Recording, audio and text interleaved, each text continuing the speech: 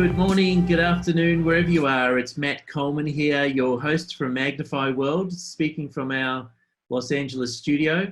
As you know, over the coming weeks, we're profiling 50 of the most interesting executives in the industry of emerging tech, including AR and VR, and animation and creative services. And today we have a special guest from England, in Leeds, I believe. It's Rosie Summers. How are you? Hello everybody, thank you so much. I'm good, thank you. Yeah, great to catch up again. Look, you're known as a 3D animator, but also a live performer using tilt brush and virtual reality, which is an amazing experience and amazing work that I've seen online. Tell us more about that and how you actually got into it originally. Have you always been an animator and artist? Yeah, sure. Well, yeah, it's quite interesting actually. I've always been an artist. I started my journey as a fine artist, painting traditional portraits and stuff like that. And I was telling the stories of the subjects I was painting through the medium I used. And that sort of then progressed of me getting bored of the static, of the flat. Instead, I just yearned to actually start looking inside things and you know, seeing things from other perspectives, which is where I got interested in 3D. And that's when I studied animation at university.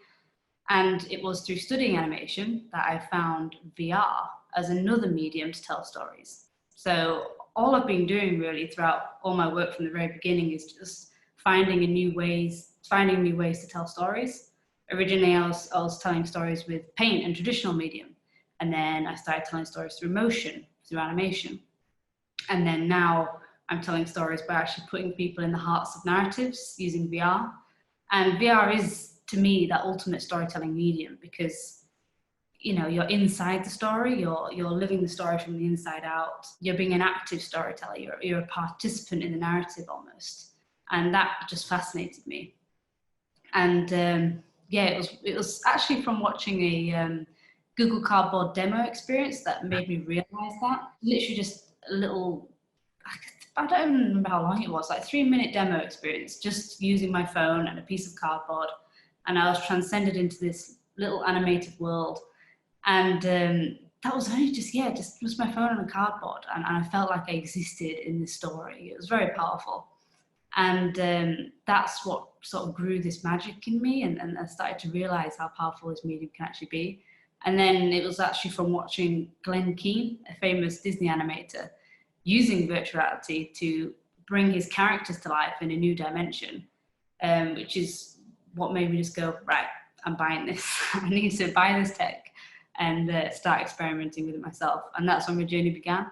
Really, I've not looked back. Oh, fantastic. So you're also an animator at a company called XR Games, which had a really good release in VR with PlayStation last year. Just tell us a little bit about that before we get into how you actually ditched the paintbrush and canvas to get into what you're doing now. Sure thing. Yeah, so I've been working at XR Games for 2 years now. And last year in August, we released our Angry Birds Movie 2 VR Under Pressure title for PlayStation VR.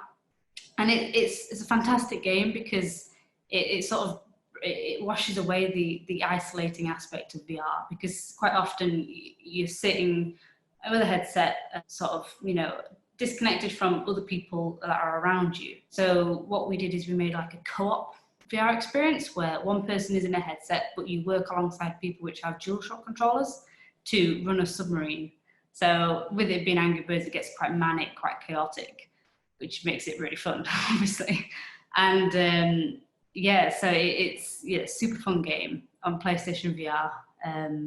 Yeah, definitely go get it if you have families, friends around. And yes, it's such a laugh. And has XR put out a number of VR games over the years? Is it a new studio? Or we're very new. Yeah, very new.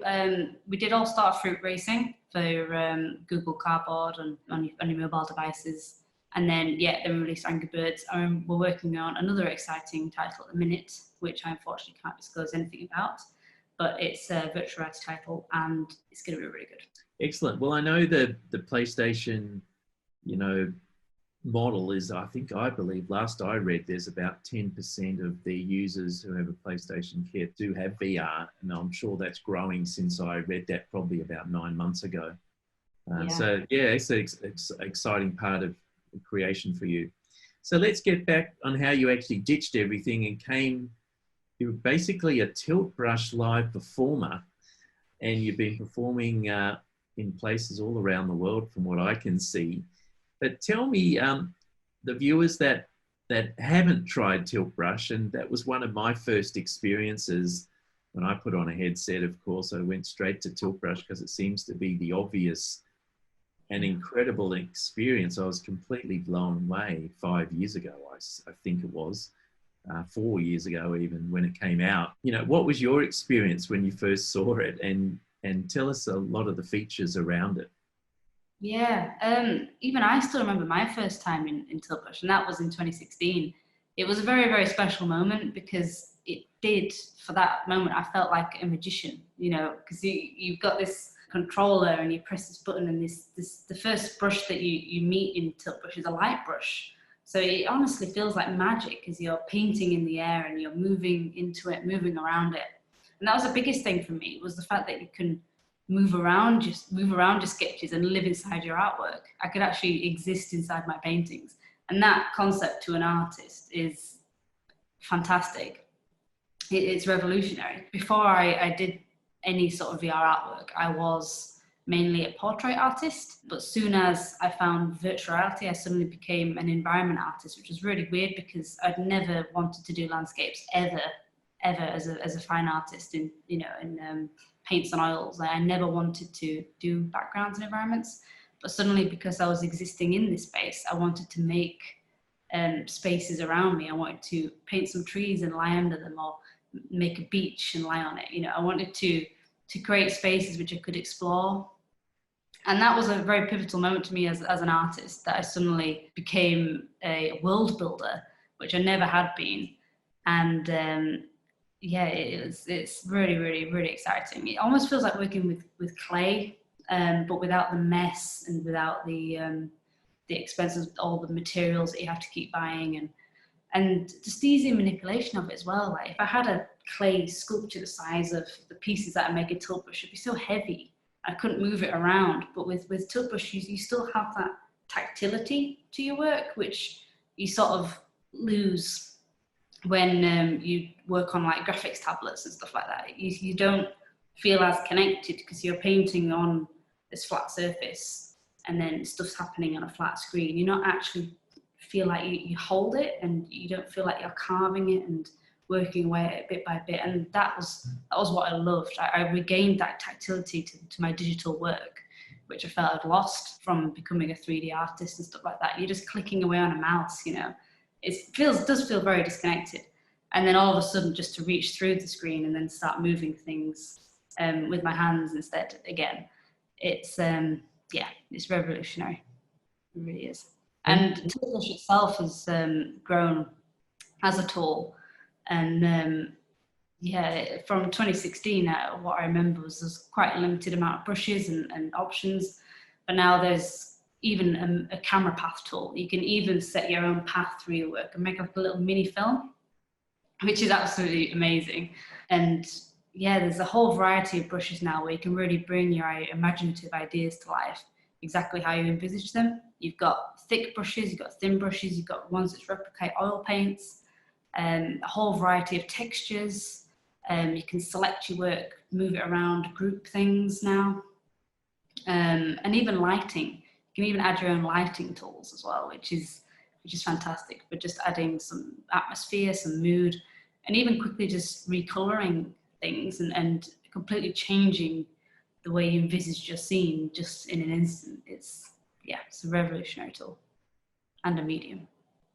So tell us, let's go back to you at that mini movie type of thing you were talking about. I mean, how is that created inside the world? Do you pick a specific spot and record and export? And I mean, what's the process? Yeah, it's actually really, really amazing. You do your usual pipeline, but instead of thinking of frames, you think of spaces. So as you're going to make a film, yes, you approach it in a similar way to a VR film, but instead you just, flip it upside down and instead start thinking, right, so I'm actually inside this film now. I'm at the heart of this film. Where am I going to be? The compositional aspects are more where you are and your purpose there, rather than, is it this third or this third? That's the more compositional aspects that you think about. And in Tilt Brush, you can do all those things, but with like a little camera path that you can just grab around with your hands. It's a bit like train tracks, and you're just grabbing these train tracks and then putting them in place and then pulling a camera across with your hand, and you can see through this camera as you're moving. And then you've also got like a little panel in your other hand, which has the view of what the camera sees. And that's how Tilt Brush works. You've got one hand, which is like your action brush, so your paintbrush basically, and the other hand, which is your panel, or basically your palette, your paint palette. So it's very instinctive. As soon as you hop inside, you know what to do, because that's what we've been used to. We've got a palette, we've got a paintbrush. Whereas if you are hopping into a 3D software, it's often quite complex because we're faced with a mouse and this interface. It means that a lot of people can just adjust to the virtual space a lot faster than they could do in regular 3D programs as well. So you can make VR films and VR artwork a lot more of an entry level than making 3D work in something like Maya, for example. And what's the exporting process like for the movies, or even any general content? Can you export that and sell that as an art form? Absolutely. What are the different business models, and where do you post a lot of this work? Yeah, so you can post, like I just post online anywhere, really, so YouTube, Twitter, all the big things, but you can export out videos, you can export out HD, 4K, you can export out 360 as well. You can even do, you can make your 360 films and stuff like that. It takes a lot of render time, obviously, but you can do that. You can upload your file to a 3D hosting site called Poly, and then anyone can just get that link to that and explore actually on the web. So you don't actually have to have Tilt Brush to view what you've made. But if you do have Tilt Brush, you can easily just like the sketch and then load up Tilt Brush, and then the sketch appears and you can explore in your headset as well. So there's a variety of different methods that you can actually explore the piece, what you've created. And yeah, there's a lot more than you think, because a lot of people just think you need a headset. If you don't have a headset, then you cannot view this.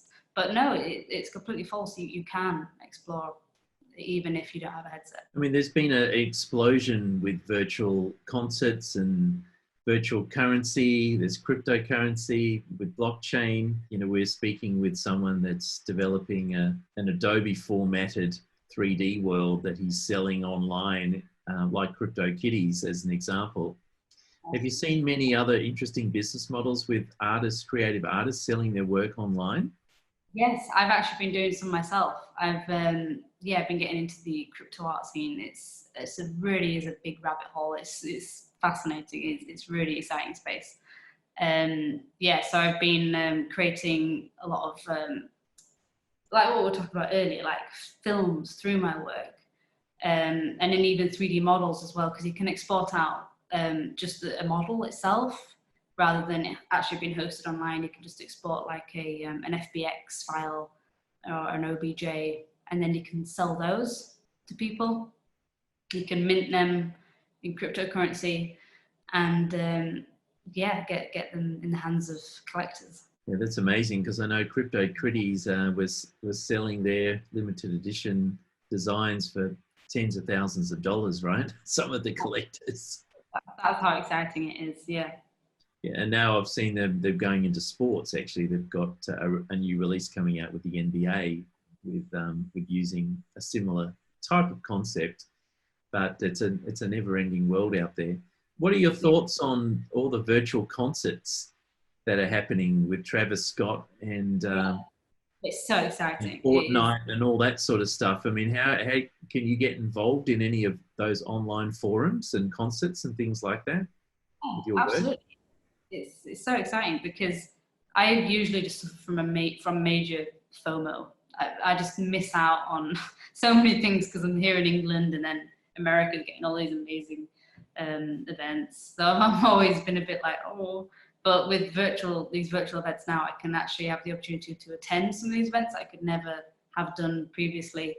And there's some really fantastic ones. The Wave put on some amazing shows. It's such a fantastic space. It really is really good, great for virtual rave. And Alt Space do some fantastic, concerts, stuff like that, and events. And VR Chat as well. VR Chat is often looked at as being a place where loads of teenagers like just post rude things, but it is actually a fantastic space, and also a creation tool in itself. You can make your own worlds, you can build your own worlds, and yeah, it is a really exciting space right now. And I've had a lot of my works on exhibition in VR Chat, which have been linked to cryptocurrency and Super Rare, which is an auction site for rare digital art, and they've put on some exhibitions which my work has been a part of, and so many other fantastic 3D artists and VR creators. Yeah, so that's an exciting space as well. So tell us more about Super Rare. Is that more on the crypto art side? Yes, yeah, it's an auction site for crypto art. There's quite a few out there actually, which are Maker's Place, Known Origin, Rareable. There's quite a lot of really cool auction sites out there for this art. That's great. So you can really start to look at how you monetize this in the future, particularly if you could. Would you ever get a profile? I noticed you've done something at one of the animation festivals in Manchester. Was that a showcase of your work, or how did you get involved in that? No, that was actually, I brought to life their ident as a performance. So they have an ident, a logo for the festival, and I performed that live in front of the delegates of the festival. And at the end, there was like a 3D fly-through of their logo, which was really cool. And at the end, everybody went inside and wrote their own signatures inside. So all the delegates became a part of the logo as well. So it's a really nice way of uniting everyone in the festivals. Oh, that's great. And tell us more about some of the other work you've done. There's another one with the National Football Museum. I wasn't sure what that was about. Yeah, quite a few. Yeah, I've been performing at quite a few events around here in the UK. There's, National Football Museum did some fantastic events last year for their Lionesses campaign for the Women's World Cup, which was really exciting last year. I absolutely loved watching Women's World Cup. So it was great to bring to life the some of the lioness team, which in like magnificent poses and stuff like that. That was really fun.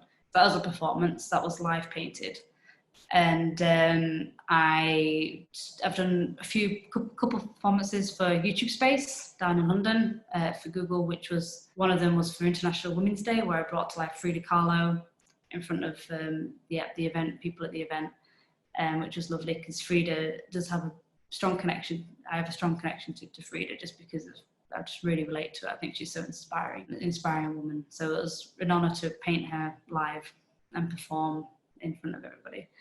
I did a performance for the BBC as well, where I brought to life the 7 worlds, 1 planet, all the continents. I painted and performed for the promo material for the promo material for 7 worlds, 1 planet. So that was such a fantastic job to work on because I was just bringing to life all these continents as like little slices, and all the slices united to make the planet.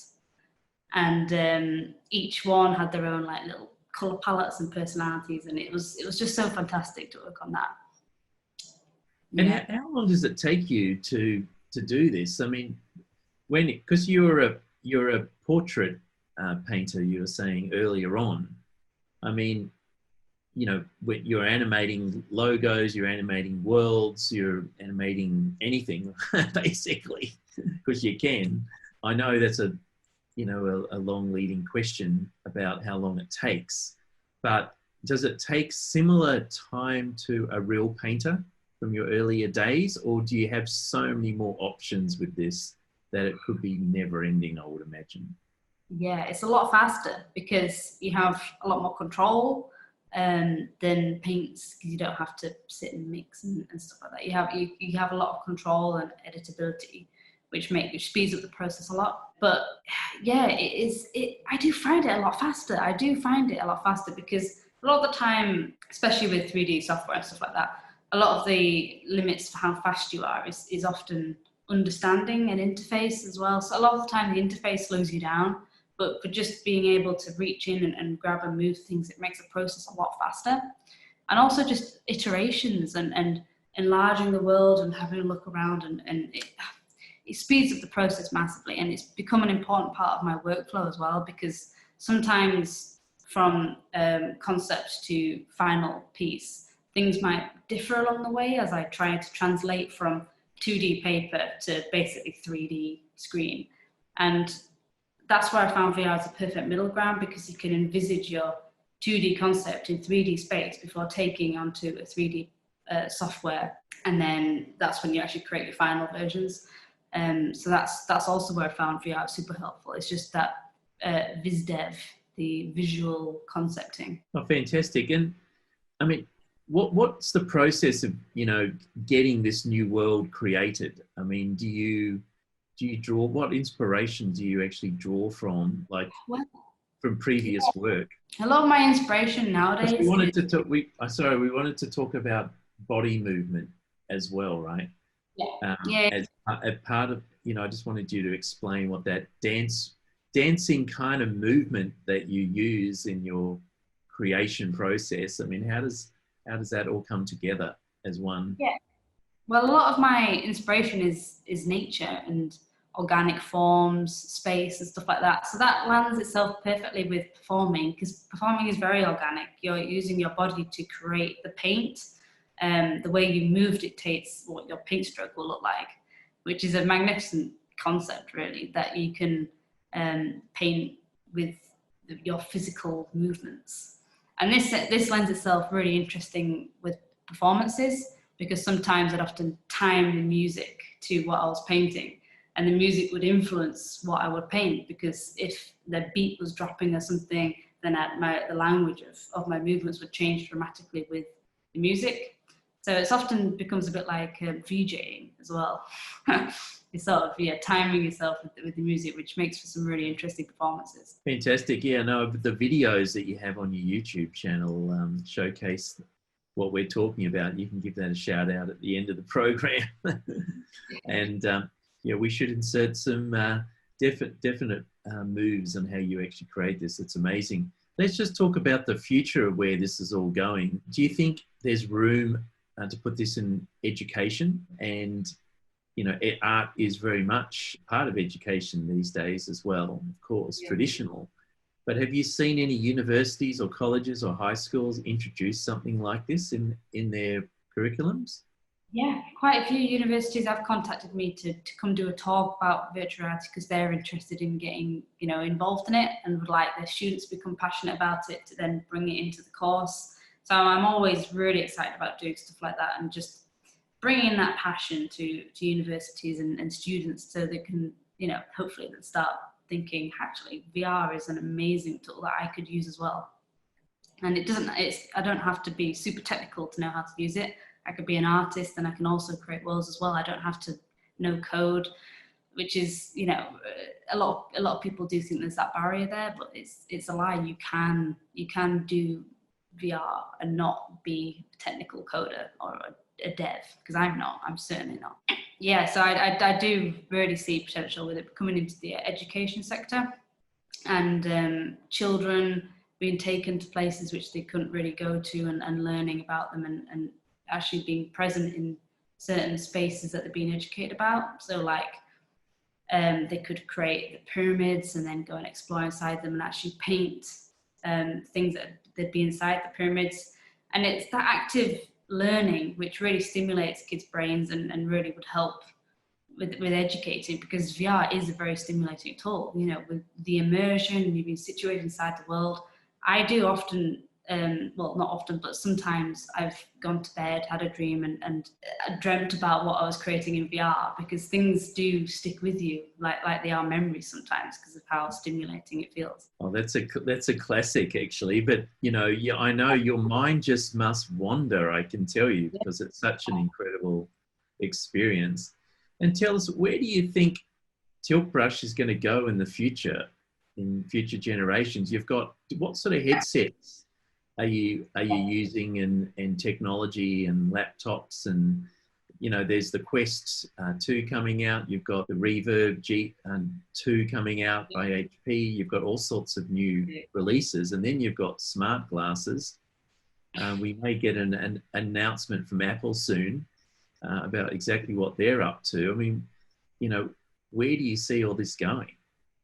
Well, yeah, with the standalone devices, it definitely feels like it's getting more stripped back, getting more towards lighter headsets, you know, not needing any big computer capacity, more lightweight.